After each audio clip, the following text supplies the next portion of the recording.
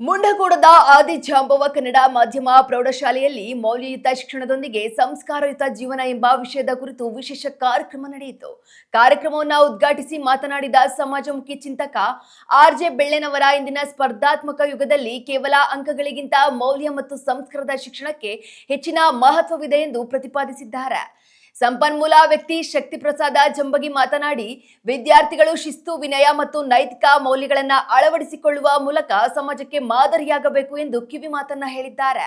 ಶಾಲೆಯ ಅಧ್ಯಕ್ಷ ಎಸ್ ಫಕೀರಪ್ಪ, ಮುಖ್ಯ ಶಿಕ್ಷಕ ಎಸ್.ಟಿ. ಮುಡಣ್ಣನವರ ಸೇರಿದಂತೆ ಹಲವು ಗಣ್ಯರು ಹಾಗೂ ಪೋಷಕರು ಕಾರ್ಯಕ್ರಮದಲ್ಲಿ ಉಪಸ್ಥಿತರಿದ್ದು, ಮಕ್ಕಳ ಭವಿಷ್ಯ ರೂಪಿಸಲು ಶಿಕ್ಷಣ ಮತ್ತು ಸಂಸ್ಕಾರಗಳ ಸಮತೋಲನ ಅತ್ಯಗತ್ಯ ಎಂದು ಅಭಿಪ್ರಾಯಪಟ್ಟಿದ್ದಾರೆ. ನಾನು ನಿಶ್ಚಿತವಾಗಿ ಹೇಳಿದ್ರು, ನಾನು ಮನೆ ಬೆಳತನಕ ಹೋಗಿದ್ದೇನೆ.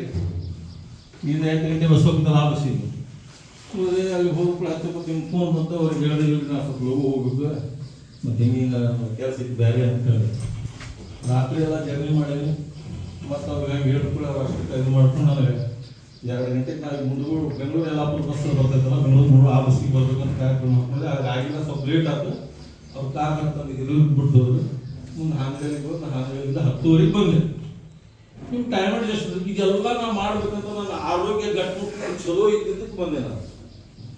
ಮತ್ತು ಆರೋಗ್ಯನ ನಮಗೆ ಸರಿ ಇಲ್ಲ ಅಂತಂದ್ರೆ ಇದು ಮಾಡೋಕ್ಕೆ ಸಾಧ್ಯ ಇಲ್ಲ.